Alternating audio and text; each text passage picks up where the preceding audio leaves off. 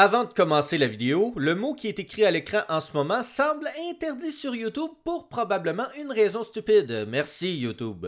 Donc, comme je risque d'en parler dans cette vidéo, on va mélanger les voyelles et on va l'appeler le corunivorace. Donc, bon visionnement à tous.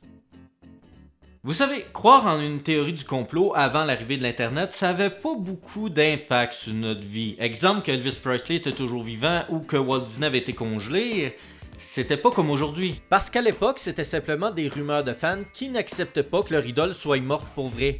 Mais dans ce temps-là, c'était pas plus grave que de croire en la religion. Et puis arriva l'Internet qui nous permit de nous pourrir le cerveau avec des tonnes de fake news et des théories stupides.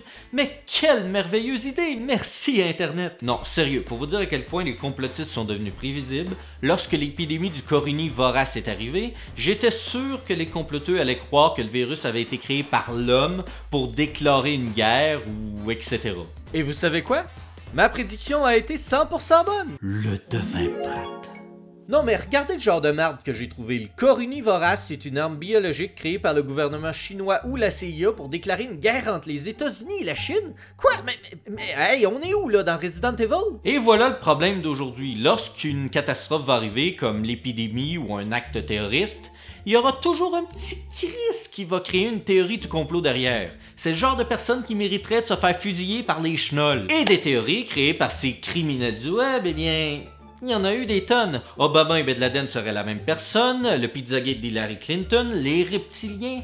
Mais toutes ces petites choses ne peuvent pas battre la théorie qui est pour moi la plus stupide à ce jour, la Terre plate, le saint graal du ridicule. Donc oui, aujourd'hui on retourne sur cette théorie car il y a eu des nouvelles choses qui se sont passées en un an. Donc, c'est la 4e partie. Mais attends, où est-ce qu'elle est la 3e partie? Je la vois pas sur ta chaîne. Mais c'est simple. La première partie, c'est la Terre est plate. Ensuite, la deuxième partie, c'est l'Australie existe-t-il. Ensuite, la troisième partie, c'est la Terre est plate 2. Et donc, c'est logique que cette vidéo soit la 4e. C'est simple pourtant. Donc, avant de commencer à rire d'eux, j'aimerais rendre hommage à un platiste qui nous a quittés, Mike Hughes. Pour rappel, j'avais déjà parlé de lui dans ma première partie. Mike Hughes était un homme qui se considérait platiste et qui essayait de créer une fusée pour aller dans l'espace, prendre des photos et prouver une bonne fois pour toutes si la Terre était plate ou ronde. Et même si je suis toujours convaincu qu'il aurait dû juste acheter un bateau pour le prouver, c'était le platiste que je respectais le plus, car lui au moins, il utilisait la vraie science pour atteindre son but, pas comme certains qui comprennent même pas les mathématiques. Malheureusement, il s'est crashé avec sa dernière fusée prototype, ce qui causa sa mort. Beaucoup se moquent de son décès à cause de ses croyances, mais on peut pas lui retirer le fait qu'il était plus patenteux que la plupart d'entre nous. Repose en paix, Mike, pendant que tu le peux encore, parce que ça m'étonnerait pas que les platistes pensent que la NASA t'a tué. Oh merde! Mike Hughes est mort avec sa fusée très dangereuse pour sa vie, mais la NASA l'a tué, c'est sûr! Bon, après ce moment émotionnel, il est temps de se moquer. Mais avant, faut que je revienne sur quelque chose que j'avais parlé dans la Terre plate 2, et c'est la croisière des platistes. Pour rappel, j'avais dit que le but de cette croisière était de se rendre jusqu'au bord de la Terre pour prouver la Terre plate. Sauf que, oui, bon, il y a eu une petite... une très grosse confusion. Car le titre était tellement trompeur que tout le monde a cru une croisière et ont partagé cette fake news, y compris moi. Car le titre, c'est The Flat Earth Cruise 2020. En français, La croisière de la Terre plate 2020. Sauf que le titre était en réalité le thème de la prochaine conférence des platistes, et non une vraie croisière. Hey, salut, c'est moi, Déception. Salut, hey, je t'en prie, rentre. Donc, non. On n'aura pas cette croisière. Tout ce qu'on va avoir à la place, ben c'est une conférence de marde. À condition bien sûr que le corunivorace le permette, hein. D'ailleurs ce serait la seule bonne chose du virus si la conférence est annulée à cause de ça. Donc maintenant qu'on a mis les points sur les i, on va commencer avec des platistes québécois. Ouais! Non, applaudissez pas si on pour notre culture. Hein, je vous avais déjà parlé de Nathalie Lemieux. Elle avait écrit ça sur Twitter. L'important, ce n'est pas ce que je crois, mais la vérité qui rendra les gens libres. Première question à se poser est pourquoi maintenant que les gens réalisent que c'est possible que la Terre soit plate, ils veulent cacher les explications qui le prouvent? Combien d'argent est détourné par la NASA? Qui a décidé que la Terre était ronde et pourquoi le croire lui? Tellement de questions. Personnellement, je ne crois en rien de ce que je regarde aux nouvelles et je fais toujours des recherches. The world is a stage et plusieurs acteurs s'amusent à nos dépens pensant être plus intelligents que nous. Il est temps que ça change.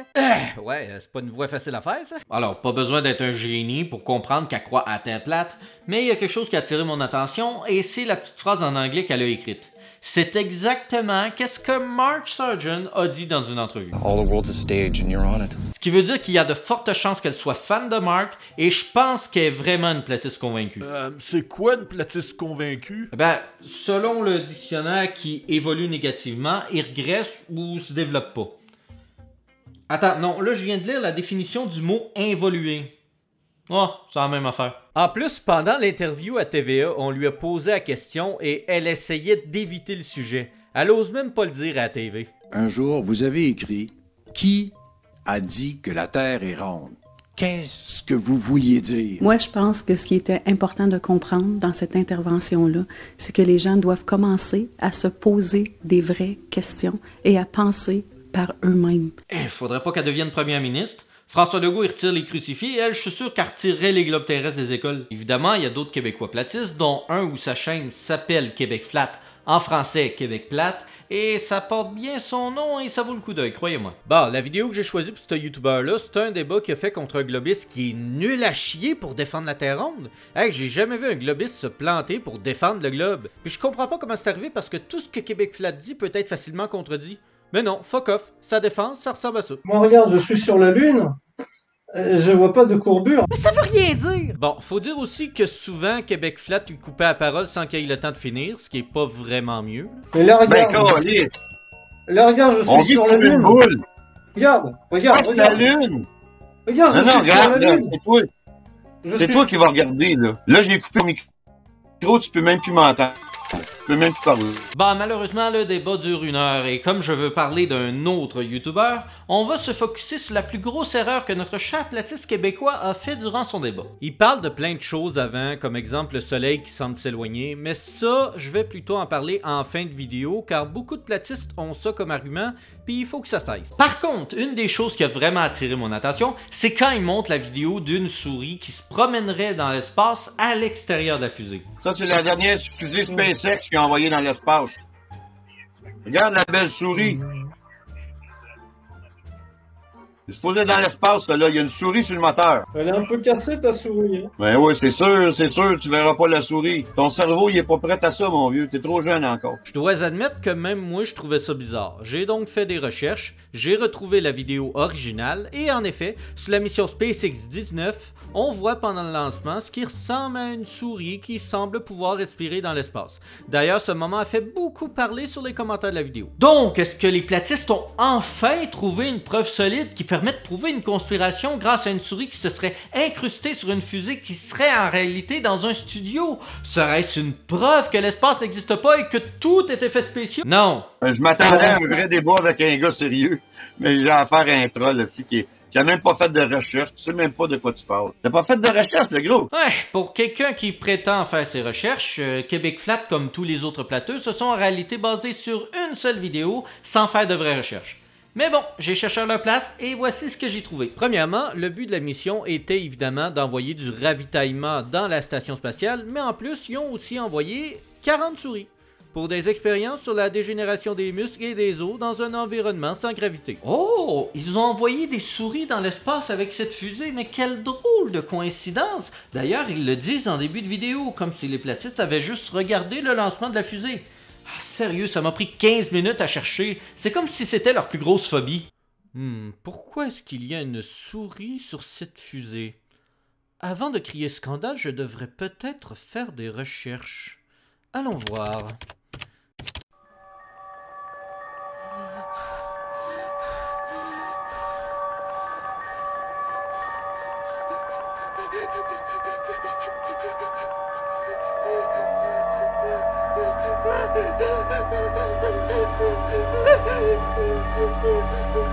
Non, je peux pas. Mais bon, encore là, ça explique pas pourquoi il y a une souris qu'on voit à l'extérieur de la roquette, mais quand on sait le but de la mission, il y a peu de chances que la souris soit un accident. Déjà, regardons les deux caméras de chaque côté. L'un est couvert par quelque chose et l'autre côté est carrément à découvert, comme si c'était fait par exprès. Ensuite, Pourquoi la souris fait que des ronds dans un trou? Pourquoi elle va pas là ou là? Et pourquoi elle bouge pas ici pendant tout le reste de la vidéo? Honnêtement, je pense que cette souris est artificielle. Ça ressemble beaucoup à un Easter egg. D'ailleurs, on voit un objet toucher le cul de cette supposée souris et elle bouge pas. Soit qu'elle aime ça, ou soit que c'est pas un objet qui est vivant. De plus, la forme de la souris est loin d'être des plus réalistes. Ça pourrait tout aussi bien ressembler à Zéro dans l'étrange Noël de Monsieur Jack. Et plus d'objets iront vers son cul. Pour un rongeur qui est censé être vivant, il n'y a pas beaucoup de réactions, hein? C'est comme confondre ta blonde avec une poupée gonflable. Évidemment, la qualité du live a été un peu mauvaise, donc zoomer pour avoir une meilleure vue a été difficile, donc savoir exactement quel genre d'objet se trouve ici, c'est pas mal impossible, mais connaissant Elon Musk qui envoie carrément sa propre voiture dans l'espace, ça m'étonnerait pas qu'il ait voulu nous faire une petite joke. Et puis, réfléchissez, si ça aurait été une vraie souris et que cet accident-là serait arrivé pour vrai, pourquoi la NASA a pas supprimé la vidéo pour la remodifier et la remettre en ligne? Ouais, parce que pour des gens qui prétendent que la NASA arrête pas de modifier leurs images avec des effets spéciaux, cacher la souris aurait été une des choses les plus faciles à faire, la preuve je viens de le faire, puis là ils l'ont pas fait? Ou pourquoi ils ont pas coupé le live au lieu de continuer à filmer? Et où la logique? Marde! Il y a une souris qui s'est incrustée dans le studio? Les gens vont savoir la vérité? Ah, tu continues à filmer? Oh ouais, c'est beau. Bref, après 52 minutes, Québec Flat pogne les nerfs et décide carrément de couper la parole à son adversaire et de lui raccrocher au nez en disant qu'il n'y a pas de temps à perdre à s'assiner avec lui. C'est pas le but d'un débat. Maintenant, retour aux vidéos anglaises et parlons de Nathan Thompson. J'ai jamais parlé de lui avant et pourtant c'est un des platistes les plus connus. Et probablement aussi un des plus imbéciles. Nathan, moi je me rappelle surtout de lui pour quelqu'un qui ose pas répondre aux questions pendant les débats. Je vous niaise pas, c'est du genre pathétique. What's the law of gravity, Nathan? It's not a law. It's not even, dude, it's a joke. Please tell me, Nathan, what is the law of gravity according to science? Get proof of gravity. What's the law of gravity according to science, Nathan? You were going to give me scientific evidence for this nonsense. Godless. I thought I'm waiting. The entire audience is waiting. Question, I will be happy. Retard. It's not a law. Mais les gens vont se rappeler de lui maintenant parce qu'il fut arrêté par la police. Et là, vous allez me dire, mais comment c'est arrivé? Est-ce qu'il a assassiné un globiste? Est-ce qu'il a fait un délit de fuite? Est-ce qu'il a frappé quelqu'un? Non! Il fut arrêté par la police car il a harcelé des enfants dans une cour d'école. Puis en plus, le tarlat, il s'est filmé pour mettre ça sur sa chaîne YouTube. Hey guys, check this out real quick. Space is fake. Listen guys, they're gonna teach you you live on a spinning ball. That doesn't make it true. It's not real. Oui, les enfants, écoutez le grand barbu étrange là, qui vous crie après. Donc oui, il a essayé de donner des dépliants sur la terre plate à des enfants dans une cour d'école. Déjà que c'est illégal, le gros problème pour moi, c'est qu'il lâche vraiment pas prise. Hey guys, you're not on a ball in space. The Earth is flat. Large bodies of water do not curve. Mais arrête de leur crier après, hostie d'épais non recyclables, t'es en train de leur faire peur, ils se sont tous éloignés de toi quand t'as commencé à leur hurler dessus. That's how you do it right there. Ah, t'es sûr que c'est comme ça qu'on apprend aux enfants? Parce que je pense pas que ce soit la technique des professeurs. Salut les enfants! Alors aujourd'hui, on va parler de Christophe Colomb, s'il vous plaît. Sortez vos cahiers! Quoi? Donc évidemment, les enseignants ont interdit aux enfants de l'approcher, heureusement. Mais dans la vidéo, il prétend qu'il réessayera lorsqu'ils sortiront de l'école ou lorsqu'ils sortiront de l'autobus.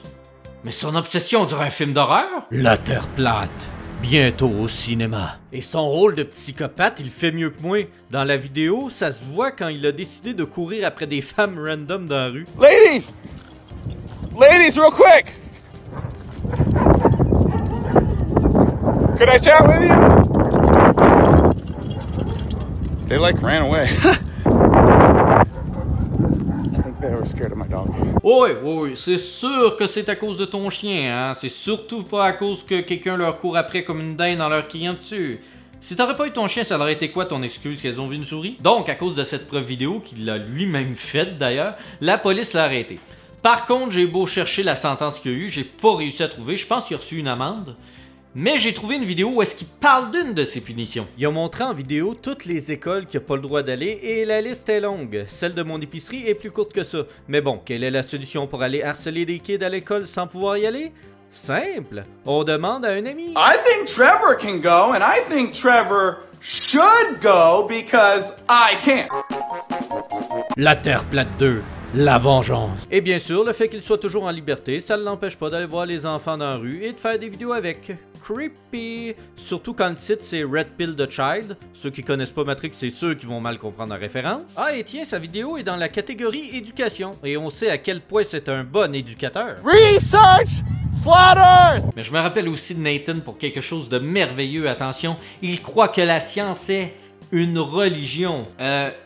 La religion, c'est pas de croire en une divinité. Et où la divinité dans la science, c'est aussi logique que d'appeler une bicyclette un char d'assaut. La science d'ailleurs, c'est le pire ennemi des platistes. Comme j'ai déjà dit, ils vont ignorer toute explication scientifique car pour eux, ça n'existe pas. Sauf que si la science n'existerait pas, comment la médecine a été créée? Comment peut-on guérir des maladies qui au Moyen-Âge étaient impossibles à guérir? Tout ça, c'est à cause de la science. Donc quoi, la médecine aussi, c'est du fake? Je veux dire, on a beau attendre une éternité dans les hôpitaux, ça veut pas dire que les médecins n'existent pas. Dans la merveilleuse nature des hôpitaux, l'homo sapiens peut attendre des heures sur une bûche pour pouvoir admirer et approcher les médecins qui sont aujourd'hui en voie d'extinction. Merci Barrette! Bon, mais pour finir, nous allons parler du soleil comme promis, mais aussi de l'espace. Québec Flat prétend dans sa vidéo du soleil que c'est une preuve qui s'éloigne, mais comme tous les autres platistes qui font pareil comme lui, il se fie encore une fois au visuel. Arrêtez avec le maudit visuel, ça prouve rien! Et pourquoi quelquefois le soleil semble plus grand lorsqu'il se couche, ou au contraire, il semble quelquefois plus petit? Eh bien, je vais vous donner la réponse. Ça s'appelle une illusion optique. Et une illusion optique, c'est très connu, ça fait bugger notre cerveau. Si je vous montre cette image à première vue, le cercle orange de droite semble plus grand comparé à celui de gauche. Mais en réalité, les deux ont la même taille. D'ailleurs, avec la Lune, c'est le même phénomène. Elle changera pas de taille, c'est notre cerveau qui nous joue des tours. Comme le soleil. Sinon, à cause de l'angle de la Terre, les rayons seront moins forts au lever ou au coucher, ce qui semble changer sa taille. Mais encore une fois, ce sont nos yeux qui se trompent, donc arrêtez avec cet argument, les platistes. Et pour notre système solaire, les excuses ne sont pas vraiment mieux. Pour ce qui est des planètes, dont certaines on peut voir au télescope, eh bien, les comploteux pensent que ce sont simplement des lumières dans le ciel. Sauf que non, la Flat Earth Society a ce point commun avec les planètes justement. Les deux ne sont pas des lumières. Non, il y a trop de détails pour que ce soit le cas. Voici Jupiter comme preuve. Voyez ces couleurs détaillées, cette posture, cette grosse boule sexy, ce mannequin céleste qui a tellement de charme qu'elle attire même les météorites qui passent dans le coin. Cette beauté ne peut pas être une lumière, sinon on ne verrait pas tout ça. Même si vous croyez pas à la science, vous savez comment fonctionne une lumière. Juste pour pouvoir regarder le soleil au télescope, il faut un filtre très spécial. Pour les planètes, pas besoin, vous avez juste besoin d'un bon zoom. Par contre, un message au Tarlac qui voudrait sortir son télescope puis essayer de voir le soleil avec, là, fais-le pas. Tu vas devenir aveugle si tu fais ça. Vous êtes prévenus. Bon allez, je pense qu'on va arrêter la vidéo ici. J'ai dit plus que prévu, je pense. Alors, qu'est-ce qu'on peut retenir de cet épisode-là? Eh bien, trop de visuels, pas assez de recherche. Les platistes prétendent qu'ils cherchent et pourtant la vidéo de la souris est une énorme preuve que c'est pas le cas. Pour faire des recherches sur internet, il faut pas seulement se fier à une seule vidéo. Il faut prendre 1 heure de son temps, pas 5 minutes. C'est comme le sexe, faut pas être précoce. Arrêtez de vous fier à des réuploads de vidéos qui ont été raccourcis à 1 minute. Avant tout, il faut trouver la vidéo originale et l'écouter au complet pour voir les différences, même si elle dure 50 minutes. Si Québec Flat l'aurait fait, il aurait remarqué que la souris ne semblait pas vivante. Et c'est pour ça que les complotistes auront jamais de crédibilité, car ils auront toujours la naïveté de croire la première chose qu'ils verront. Il faut pas seulement se servir de nos yeux, mais aussi de notre cerveau.